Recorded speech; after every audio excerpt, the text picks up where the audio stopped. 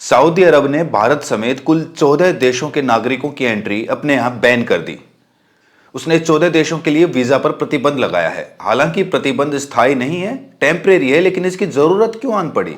Saudi अरब के crown Prince Mohammad बिन सलमान को ऐसे आदेश क्यों देने पड़े और इसका क्या असर पड़ने वाला है? आइए ऐसे सभी सवालों के जवाब जानते हैं। साल 2025 को बहुत से मीडिया हाउसेज ने यह खबर चलाई। इसमें वीजा बैन करने की वजह बताई गई हज के दौरान जमा होने वाली अतिरिक्त भीड़। दरअसल हर साल लाखों लोग हज करने सऊदी अरब के मक्का शहर जाते हैं। पिछले साल यानी 2024 में करीब 18 लाख यात्री हज करने गए। इसमें से लगभग 16 लाख विदेशों से आए थे। भारत से जाने वालों की तादाद पिछले साल लगभग 1,75,000 थी।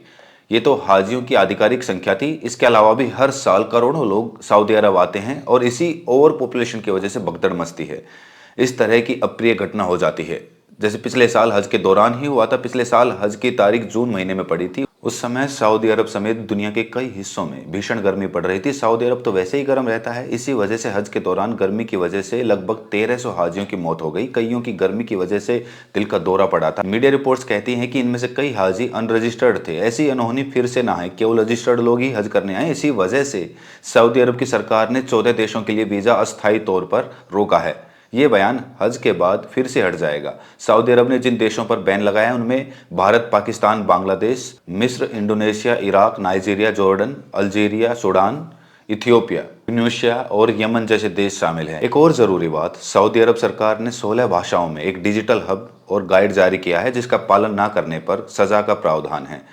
ये गाइडलाइन हज के दौरान अवैध रूप से देश में घुसने को लेकर भी है। इसमें लिखा गया है कि अवैध रूप से किसी भी व्यक्ति को सऊदी अरब में प्रवेश को 5 साल का प्रतिबंध और लगभग 2,28,000 रुपये का जुर्माना भुगतना पड़ेगा। अब चलते चलते आपको हज के बारे में भी बता देते हैं। इस्लाम में मुसलमानों को 5 बातों पर यकीन करना, उस पर अमल करना लाजमी होता है।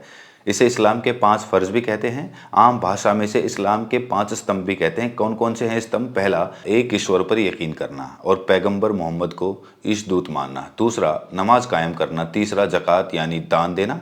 चौथा, रोजे रखना। और पांचवा, हज करना। इस्लाम धर्म की मान्यताओं के अनुसार शारीरिक और आर्थिक रूप से सक्षम हर मुसलमान को अपनी ज़िंदगी में कम से कम एक बार इस फ़र्ज को निभाने का हुक्म है।